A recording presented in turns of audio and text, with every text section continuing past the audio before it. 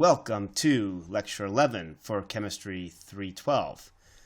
This is the lecture on chemical speciation.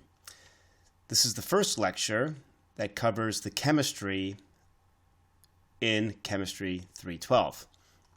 In this lecture, we're going to explore the chemical form of elements and discuss how to understand what conditions are responsible for forming certain chemical forms. This is important for radionuclides, in which we want to manipulate the radioactive isotope. By doing so, we need to change its chemical form so that the radioactive nucleus travels where we want it to go based upon the prevalent chemistry. Speciation is important in understanding the behavior of radioisotopes in separation systems, in nuclear fuel, in the environment, in waste forms, radiopharmaceuticals. It can be applied in numerous areas for manipulation and utilization of nuclear technology. In this lecture, we're going to discuss the use of constants to model chemical form. We're going to review thermodynamic and kinetic data, and we're going to talk about how the property of a radioelement is based upon the speciation, so that the chemical species in the system, the chemical form, is the dominant route in which we can understand or control the radioactive isotope. As an example of that, here's a figure that shows an overview of actinide behavior in the environment. We see that there's a number of different neptunium species. We start off with a neptunium compound in the middle, so it's neptunial. We'll discuss the chemistry of neptunial in later lectures. But this neptunium is sitting in water. It's surrounded by 5 waters, and it's, in this phase, it's mobile, it's soluble. And a few things can happen to it. We can change the oxidation state. So we can make the neptunium go from 5 to the 4. The chemical form will change because the behavior of the 5 of pentavalent neptunium is different than tetravalent neptunium. This will have an impact on the behavior of this neptunium. This neptunium can be in a solution phase and can complex with something like carbonate. Now, instead of having neptunium surrounded by water, we now have neptunial carbonate. This neptunial carbonate will behave differently than an aqueous species. We can also talk about precipitation. So, for instance, this carbonate species, if this aqueous species reacts with a carbonate, makes a carbonate species, this carbonate species can also precipitate. Obviously, if it precipitates, it comes out of solution, different behavior. This chemical form, this aqueous species, can sorb to a surface. So this sorption property, again, retards or retains this metal ion on a surface. So in the environment, this could be sorbing to a clay phase, it could be sorbing to an organic phase. And there's also another reaction where a biomolecule or a biological system, for instance, microbes, can interact and change the chemical form and change the speciation by absorbing them and making these compounds now a biological molecule where it's incorporated or sorbed to a microbe species. All these different species will have different transport properties. So imagine if I have neptunium in the environment, if there's some neptunium in an aquifer, how does it behave? All these chemical reactions come into play. And we can determine the speciation, the different chemical forms, based upon constants. So in this lecture, we're going to review equilibrium constants. We're going to talk about activity, chemical activity, as opposed to radioactivity. And then we're going to give an example of the use of constants to determine and calculate the speciation of metal ions. For any reaction at equilibrium, we can evaluate a constant that should describe the concentrations. So here we have a generalized reaction, A, B going to C plus D. At equilibrium, the ratios of the products and reactants is defined as a constant. And by convention, these constants are expressed as products over reactants. And the equation, we get some constant here, is equal to the products with raised to the exponent their stoichiometry, divided by the reactants. Now these constants, although they're constants, they can change with temperature, ionic strength, and if you measure constants or if you see them in the literature, you should try to understand what are the explicit conditions that these constants were measured under. Often you will get ionic strength, the type of ion that was used to adjust ionic strength, and even temperature. But strictly speaking, these are concentrations. One should really use activities, which are listed in this equation here. We have activity coefficients. At low concentrations, activities are assumed to be 1. And what one can actually do to try to evaluate some of these activity coefficients is to examine constants over a range of ionic strengths and fit the activities. Now there's a number of different equations that are used to evaluate activities. One of the earliest is the Bi-Huckel equation listed here. Rather straightforward equation. Here's your activity coefficient, where we have some constants, where some of the conditions involved in here are the charge of the species, the molal ionic strength, so not molar but molal, and the hydrated ionic radius in angstroms. You can develop a term for the Bi-Huckel reaction, which is listed here in this equation, where we just get this term as a function of the square root of the molal ionic strength. The Bi-Huckel terms are useful for extending activities to higher ionic strength. The Bi-Huckel equation is really reasonably good for low ionic strengths. And there are a few activity terms and equations that have been developed to examine higher ionic strength. We'll talk about one, the specific ion interaction theory, where you expand the Bi-Huckel term. So we have this Bi-Huckel term, this D, which is the same as here. It has a short range and a long range term. So there's a long range Bi-Huckel term and a short range specific ion interaction term. And when we say specific ion that will interact with the metal ion that you're interested in evaluating, chlorides, nitrates, etc., have different specific ion interaction terms. One can wrap up all these terms together and develop an equation which says the log of the complexation constant at a measured ionic strength is equal to a 0 ionic strength plus this function of the Bi-Huckel term minus the specific ion interaction terms times the molal ionic strength. There's a final equation, the Pitzer equation, which has 3 binary terms and 2 ternary terms that describe the interactions, and information on Pitzer can be found on the internet. Overall, by evaluating the activity as a function of molal ionic strength, there's a few conditions that one can evaluate. This figure here shows activity coefficients for different sodium salts as a function of ionic strength. For different calcium chlorides, lithium bromide, lithium chlorides here.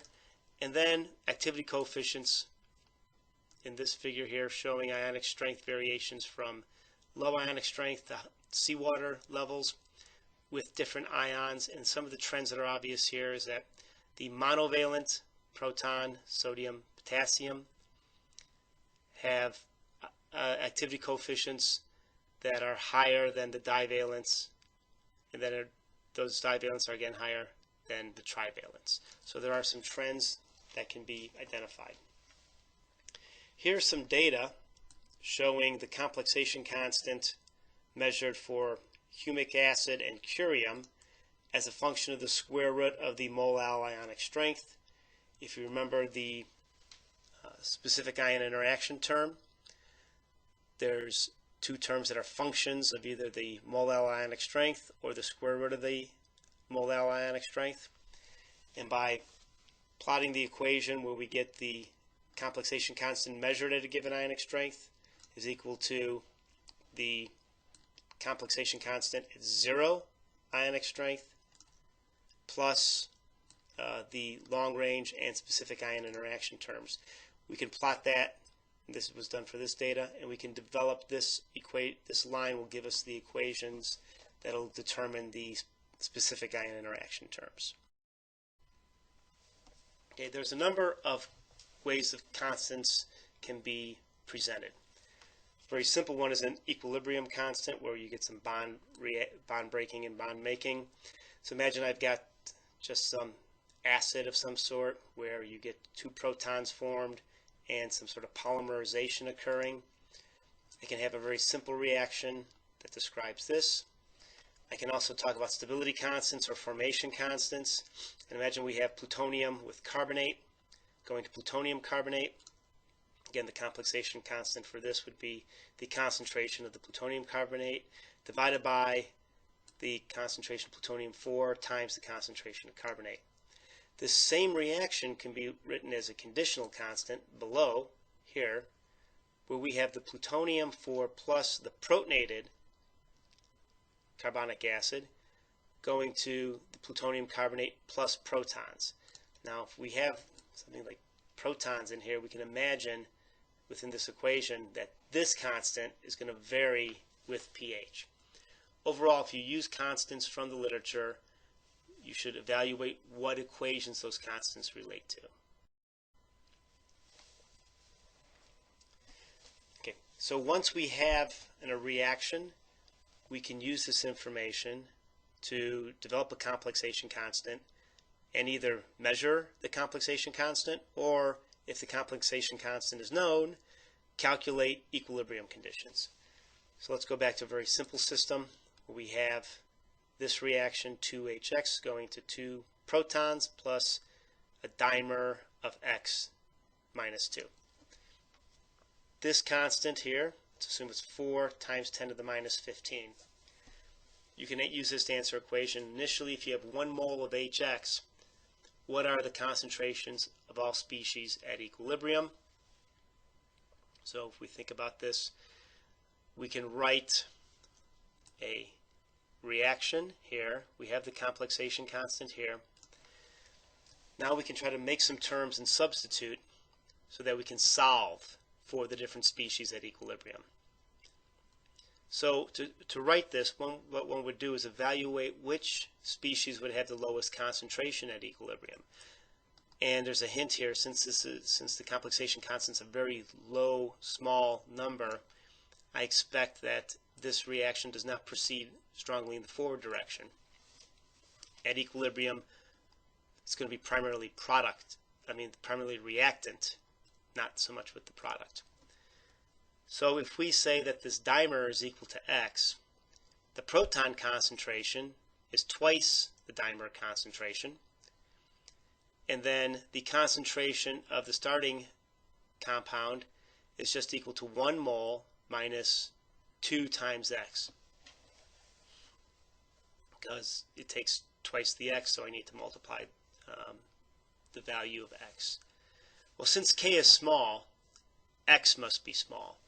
And 1 minus 2x we're going to approximate with 1. So this is a way of solving this equation with a little bit of some terms that makes it easier on us, so that we can rewrite the equation where K is equal to, this is our proton concentration. Excuse me, this is our proton concentration. This is our dimer concentration, and this is the concentration of the reactant. We're going to say the concentration of the reactant is fundamentally 1. This becomes K is equal to 4x cubed. If K is 4 times 10 to the minus 15, 1 times 10 to the minus 15 is equal to x cubed. X is equal to 1 times 10 to the minus 5. So this dimer is equal to 1 times 10 to the minus 5. And so we solve for the X. And we know that twice this amount is equal to the proton concentration. And the concentration of hx, well, that's just equal to 1 because we set that as part of the approximation. All right, so that's a fairly straightforward and simple case. Now let's try to evaluate a more realistic case. In this more realistic case, the metal ion of interest may be in a complicated environment. There may be many different species to consider simultaneously. So as an example, consider the speciation of uranium in an aquifer. And even in this case, we're going to make it pretty simple on ourselves. And what we're going to do is limit the species that we're interested in, that we're going to calculate for. The uranium species are either going to be the free uranium, some form of uranium hydroxide, some form of uranium carbonate, and then some form of uranium bound with natural organic matter. We'll call those uranium humates. Now we need to get the complexation constants for the species that we're interested in. For example, if I'm interested in the carbonate speciation, I need to get the complexation constant that describes this reaction. So that would be the concentration of the uranyl carbonate divided by the concentration of the free uranium times the carbonate. So fundamentally, I need to know or find the total uranium, the total carbonate, the pH, since that's going to be an important component, and the total humic acid concentration. Lucky for us, there's extensive databases that are available that can provide complexation constants for a number of species. And here are listed some of the relevant complexation constants for the uranium species that we've discussed. So here are the hydroxides, and here are the carbonates, here are the humic acids. A lot of this data can be available for uranium from the chemical thermodynamics of uranium. The link is listed here. The link is also on the web page. There's other ways that we can make this easier on ourselves. If we know the total amount of uranium is low, we can exclude binary or ternary species. So if we have a low amount of uranium, we can just exclude these species from our calculations. We don't have to worry about them. Okay, so we can find the complexation constants. Now what we need to do is write our equations. And what we want to do, we want to describe the total uranium concentration in solution, which we'll call this U total, as the sum of all the uranium solution species. So for example, the U total is going to be equal to the amount of free uranium plus the amount of uranium carbonates, and we had a few uranium carbonates, and the uranium hydroxides. Make sure that if you have something like the uranium hydroxides, if you have dimers or trimers, you need to include that, the fact that you have 2 or 3 uranium in those molecules, and uranium humate. Since carbonate is a function of the speciation, we also need to know something about the carbonate concentration. We can actually get the carbonate concentration as a function of pH. If we utilize Henry's constant for CO2, in other words, if I know how much CO2 is in the gas phase, Henry's constant will tell me how much goes into an aqueous phase. That'll form carbonic acid. And if I know my protonation constants for carbonic acid, I can actually write an equation where the log of the carbonate concentration is equal to the log of the constants plus the log of the CO2 partial pressure minus 2 times the log of the proton concentration.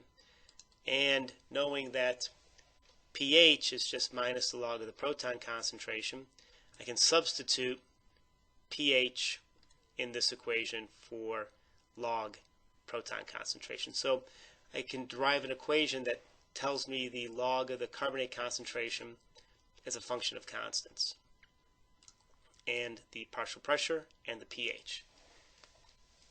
I also need to know something about the hydroxide concentration. Well, I just get that straight from the pH, where POH plus pH is equal to 14. That I can use to derive the hydroxide concentration at any given pH that I care to measure. And then the total amount of humic acid is equal to the different uranium species plus the amount of free humic acid. So now I have all my terms to describe the range of species that I'm going to be interested in evaluating.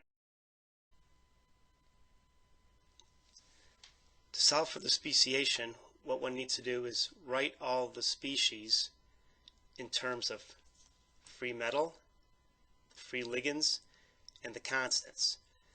As an example, we have a generalized complexation constant here for a uranium with ligand A and ligand B that's formed from uranyl, so free uranium, free ligand A, and free ligand B. The complexation constant is written as this XAB because this tells me how many uraniums, how many ligand A and ligand B there are involved in the complex. If I have this generalized complexation constant, I can write the concentration of the product as a function of the complexation constant and the species involved in the reaction. An easy way to evaluate these terms is to write the free ligand and free metal concentrations as px values. Px, like pH. Px is just equal to minus the log of the free concentration. So for instance, P uranyl, UO2 2 plus, is just equal to minus the log of the UO2 2 plus concentration. I can rearrange this equation so that I can put these px values in along with the complexation constant to calculate the species of interest. I need to include the negative of the log of the complexation constant since I'm talking about px terms, so I just treat this as a minus the log term. And what this becomes is that the concentration of the species is just equal to 10 to the negative x p metal, so p uranium, plus a pa plus b pb minus log of the complexation constant. And these factors that I have out in front is just the stoichiometry. The x is how many uraniums are involved in the final complex. This small a is how many ligand A, and the small b is how many ligand B. As an example, for this diuranium dihydroxide species, this species here, the constant to calculate it, it's equal to 10 to the minus 2 times the PuO2 plus twice the POH minus 22. That comes from the complexation constant being log, the log of the complexation constant is equal to 22. So I can set up all these equations and solve. Now that we've discussed how to set up these equations, the next step is to actually solve for them. We're going to give a few different examples, two primarily, one using an Excel spreadsheet to set up the equations, and a second one using a program called Chess. Chess is a speciation program, and it's one of many available programs, both commercial and freely available, that one can use for speciation calculations. Here's an example of an Excel spreadsheet that can be used to determine the speciation of uranium as a function of CO2, partial pressure, and pH. The data, the thermodynamic data that we're going to use are listed here. Here are the pKa's for the carbonic acid, combined with Henry's constant, the pKw for water, and then here are the thermodynamic data for the different uranium species. Here's the way they're designated, and here are the log values, and these are provided for all the species listed here. So uranium carbonate, uranium hydroxides, and then we have some data for humic acid. We're going to evaluate the speciation from pH 1 all the way to pH 10. Our CO2 partial pressure is listed here. Our total amount of uranium is 2 times 10 to the minus 7. We can easily change this by just varying this value. Our total humic acid is 3 times 10 to the minus 4. That can change easily. And then we can use these terms to derive these calculations.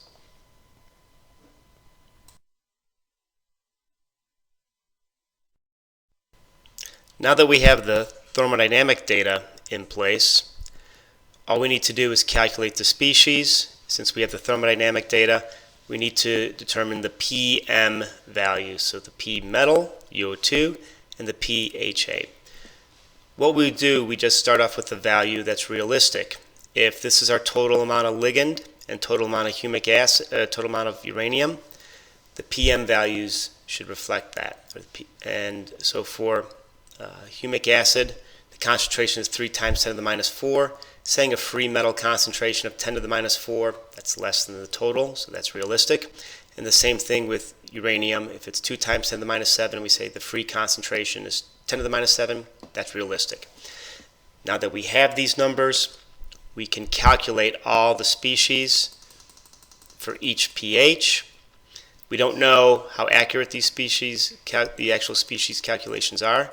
We can assume that they're actually not accurate because we've made a guess. However, we can calculate the percentage of humic acid and the percentage of free uranium that's available for each of our calculations. So all this is saying, out of all the data that we've calculated, the percentage of free uranium is listed here. It's just the concentration of the free uranium, so it's 10 to the minus 7, divided by all the uranium species. And for instance, this one, it's 2 times that value because we have 2 uraniums. So that gives us a percentage. If we have a percentage, and I know the total value, which is 2 times 10 to the minus 7, I can recalculate my PM value, which is what we have here. It's just the percentage here times the total, the opposite log of that value. That's it. We do the same thing for the humic acid. Now all I need to do is take these values and copy them and paste them in the original value. I copy,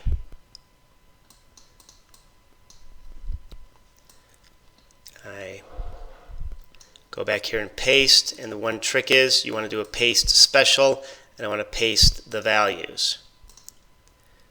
I do that, and you see these values have changed. I've done another calculation. They've calculated another set of values. Now, as opposed to doing this manually with Excel, we can record a macro. So I'm just going to make this Control A. So what I'll do is, this macro is running. I copy the calculated px values. I move these back to my initial px values. I say paste special, and I paste the values. And then let's go back here. I stop recording my macro, and remember it was Control A, so every time I press Control A, I recalculate. I can write this macro to do that 100 times. I can check the values, and I wind up with the percentage that is, I can get an evaluation of the total amounts. I can get the absolute values. Here are all the concentrations of the species in mole per liter. I can calculate the percentage of each species, and this all varies as a function of pH.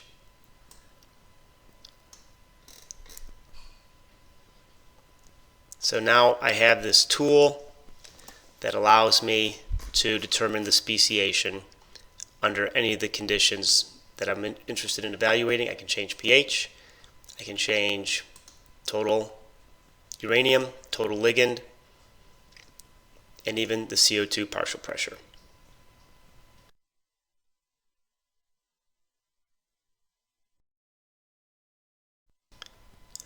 One way to improve upon the Excel speciation spreadsheet would be to generalize the way the thermodynamic data is presented. In the previous example, we have to explicitly write the complexation constant and provide within the cell the correct PM or PX values one would want to use. A generalized route would involve writing a table that has the constant, the number of metals, the number of ligands, the number of protons, the number of hydroxides. That way you can write a generalized equation that includes all the relevant PX values, but the factor, if it's 0, takes that out of the equation. I'm not going to go and do a calculation using this cell, but just wanted to show you that there's other ways, other routes that one can use to determine speciation through Excel spreadsheets. And I also understand that this was a relatively fast, and if it was your first time, it might not be particularly clear on how all the speciation is performed. But what one can do for that is review the equations and practice with the spreadsheets. And both those spreadsheets are available on the web page.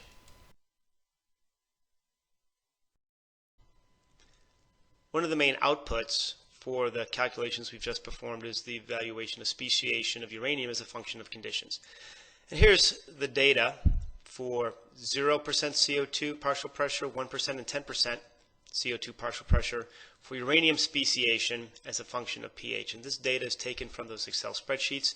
And what we see is that as the CO2 partial pressure goes up, the carbonate becomes more important, it becomes more dominant at earlier pHs, and that the overall concentration of other species are impacted. For instance, this mixed uranium hydroxy humic acid species, that seems to be impacted by the level of carbonate because it's competing for carbonate speciation around the same pH. One can also use the data to evaluate the amount of organic matter, colloids, that would be present. So we've used the summation of all the uranium colloids to look at the complexation and formation of uranium colloid as a function of CO2 partial pressure. And what we see here is that there's a noticed impact of CO2 partial pressure. We go from 100% to 0%. We see that the amount of colloid at higher pHs increases if there's no carbonate present. Another simpler way to perform speciation calculations is with a commercial available model that has a database embedded in it. As an example, we'll use the chess model, the JChess, and this is the link on the model itself, and the manual for the model is available on the web page for this lecture. And we'll quickly show how to do a very simple speciation of uranium from pH 2 to pH 10. So we'll start here. We'll say we'll add some of the values and variables that we're interested in. So we'll add a pH value. I said we'll go from pH 2. We'll start at pH 2. We'll say apply. We'll add a basis species, and let's put in UO2, 2 plus, and we'll say that it's 1 millimole per liter. We'll apply, dismiss, go to reactions, we'll add a variable. We want to go from pH 2 to pH, let's say 12, dismiss, and we go from pH from 2 to 12, that's our variable.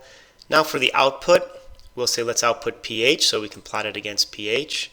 Groups, if you use all, you'll get error. There's an error in the program.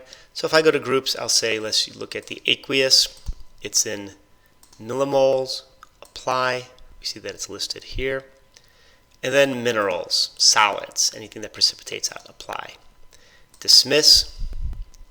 And now we're ready to run the speciation calculation. Go over here to chess, say run chess, and here's our result.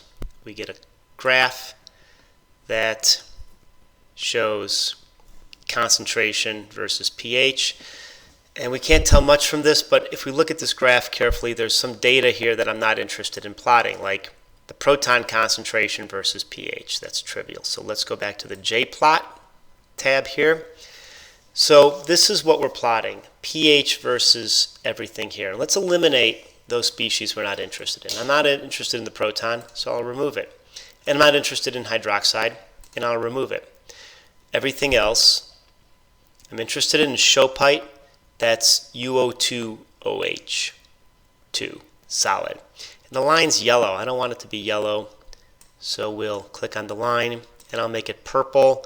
And to make it a little bit more noticeable, we'll change it up. And I go back and I plot it, and there we see that the concentration varies as we go from pH 2 to pH 4. The free uranium decreases. The Shopite, this precipitate, is dominant from pH 5 all the way to around pH 10. We get above pH 10, we start forming this species here with the UO2 hydroxide. Okay. So we can use this same database. We can go back to the main solution, and let's say I'm going to change the total uranium concentration. It's in millimole. Let's go to micromole. And I'll apply that, dismiss. Everything else is the same. Let's have Chess run it again. Again, it gives me the output that includes the proton. I'm not interested in the proton. I'll eliminate the proton, eliminate the hydroxide,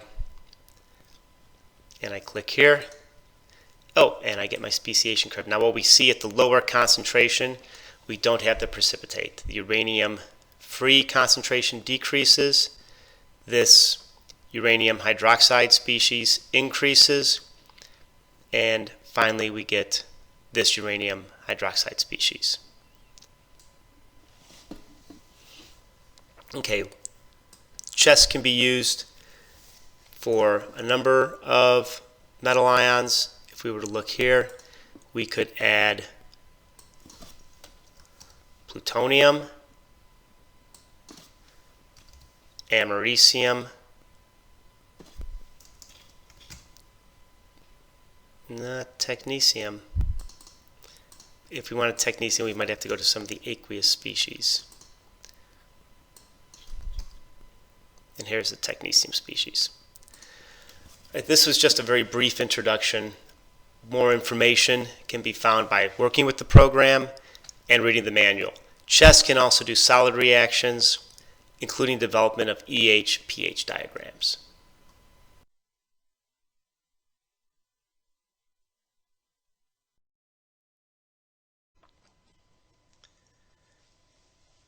Thermodynamic data, particularly the complexation constants, as we've already demonstrated, are useful in determining speciation. But by measurements of the complexation constants, we can actually evaluate other thermodynamic data. As we discussed earlier, there's relationships between the Gibbs free energy, enthalpy, and entropy, but also the Gibbs free energy and the complexation constant. So here's an example of some experimental data of the complexation of neptunium with humic acid. We've measured the complexation constant, and what we're plotting is the R natural log of the complexation constant against the inverse of the temperature. If I took these two equations and rearranged them, I can get R log K is equal to minus delta H divided by T plus delta S. This allows me to solve the slope. The intercept will give me delta H and delta S values. If I have the delta H and delta S values, I can determine the Gibbs free energy at any given temperature, and that data is actually presented here. So through the complexation constants, one can evaluate thermodynamic data. Conversely, if one has the thermodynamic data, enthalpy, entropy, or Gibbs free energy, one can determine complexation constants. Solubility products are also some thermodynamic data that can be useful in determining speciation. Here's the example of the dissolution of silver chloride, where the silver chloride solid goes to the silver and chloride ions. If we were to write this as a K, we'd use this equation. However, the silver chloride is solid. Its concentration is fundamentally constant, so we can actually drop out of the equation. We use this this concept for evaluating KSPs, are often written as K with lowercase sp, and that's equal to the concentration of the ions that are produced in the dissolution of the solid. One can evaluate complexation constants, for instance, by taking some of the solid and dissolving it. So imagine that we have some silver chloride, we put it into some water, we measure at equilibrium that the silver ion concentration is 1 times 10 to the minus 5. Imagine we did this with a ICP-AES. The question is, what's the KSP? Well, if I just start off with silver chloride, I know that I make silver and chloride. For every mole of silver, I'll make 1 mole of chloride. So those concentrations are equal. So the KSP is equal to this 1 times 10 to the minus 5 times 1 times 10 to the minus 5, or equal to 1 times 10 to the minus 10. If we had the KSP for a salt, for instance, magnesium hydroxide, we could calculate the solution phase concentration of the metal ion at any given pH. So here's an example. What's the concentration of magnesium at pH 10? We use the KSP, which is 1.2 times 10 to the minus 11, is equal to magnesium times the hydroxide squared. We rearrange this equation, knowing that the hydroxide is equal to, if I give you the pH, 14 minus the pH is equal to the pOH, so 10 to the minus 4. I rearrange this equation where the magnesium is equal to the KSP divided by the hydroxide squared, and I get a value of about 1 millimolar. We can use this with uranium. Here's a literature value for the KSP of the for uranium dioxide. The value is 10 to the minus 52. If I use this value, what's the expected uranium-4 plus concentration at pH 6? And then generalize the equation so I can measure, so I can calculate the uranium-4 concentration at any pH. Now, in an actual solution, if the uranium-4 then oxidizes to the 6, your total amount of uranium in solution would be much greater than what you calculate from the KSP. But let's use this as an example. The solubility reaction listed here, where I have the uranium dioxide, water gets added to it, I make this species, the uranium OH4. That then dissolves into the tetravalent uranium species and 4 hydroxides. The KSP is just the products of the uranium and the hydroxide is raised to the 4th. So the amount of uranium-4 that I can calculate is just the KSP divided by the hydroxide concentration of the 4th. If I remember that the pOH plus pH is equal to 14, I can say that at pH 6, pOH is 8, so the hydroxide concentration is 10 to the minus 8. 10 to the minus 8 times 4 is 32. So the concentration of uranium-4 is 10 to the minus 52 divided by 10 to the minus 32. That's equal to 10 to the minus 20. And I can generalize this equation where I've said, well, I'm just going to plug this into here where I say that the uranium-4 concentration is just equal to the KSP divided by 10 minus 14 minus the pH times 4. If I take the log of both sides, it's just 52 plus pH, 14 minus pH times 4. So that's a very generalized equation that I can use to determine the amount of uranium-4 that will be formed from the dissolution of uranium dioxide. There are some limits of KSP. Colloids. KSP does not include colloids. In fact, thermodynamic data do not explain colloids well at all. So if you do have colloid formation in your solution, that will actually not show up in thermodynamic calculations. So your calculations versus your experimental data may vary. And often you can have formation of other species that aren't considered in the KSP. For instance, with silver chloride, if I have excess chloride, I can form an anionic soluble species. KSP values are really best for slightly soluble salts.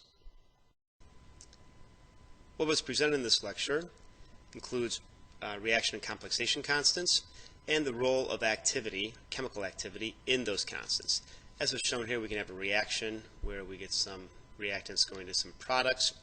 The complexation constant or some equilibrium constant is shown here where we have the products divided by the reactants. Here we have the chemical activity included. So these are the equations that we use to determine speciation. So if we have this value known at equilibrium, we can determine the relative concentration of each species.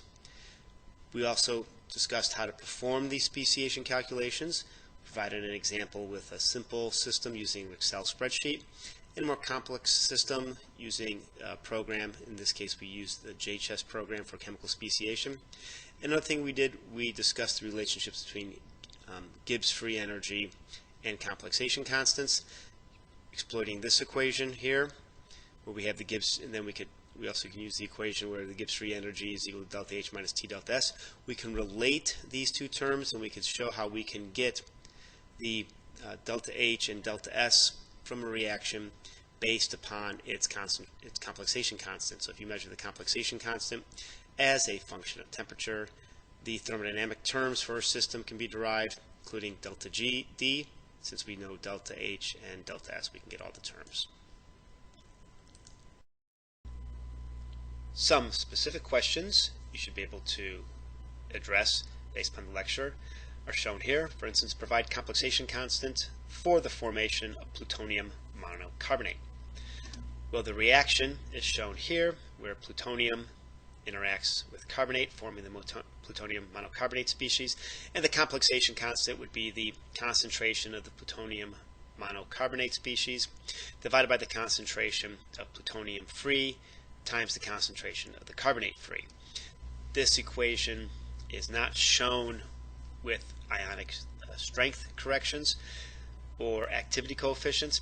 In fact, you would need to discuss what are some conditions that can influence complexation, for instance, temperature and ionic strength, and often these conditions should be explicitly provided. So for instance, you may perform the study here of plutonium carbonate. It may be performed in 1 molar ionic strength. So you would say that the complexation constant that you've measured is at 1 molar ionic strength. Then you can even report the temperature as 25 degrees or room temperature. And what are some equations used for evaluating activity coefficients? Well, we've discussed the Debye-Huckel, which is a very fundamental equation you've probably seen in previous courses. The specific ion interaction theory, which engages more terms and tries to bring in more of the chemistry that is occurring with the anions and cations that are acting as spectators or changing the ionic strength. And finally, we also discussed Pitzer equations, which are even more complex than the specific ion interaction theory. And both the specific ion interaction theory and Pitzer equations are really trying to evaluate conditions where you have high ionic strength. Another question that you should be able to answer based upon the lecture is something to the effect of, well, determine the speciation for 100 millimole per liter americium-3 and determine the speciation from pH 1 to pH 12. What one would do, you could use chess, input the americium concentration in the pH range. This would have the way of accessing all the constants in the chess database, and you can develop a figure that would look like this, where you would see that the concentration of americium-3 is dominant at the lower pH. As you increase pH, it starts to tail off. You get the monohydroxide forming a little bit of this dihydroxide, and then around pH 7 you start to get the americium trihydroxide form. When you have completed Lecture 11, please comment on the blog and respond to the Lecture 11 quiz.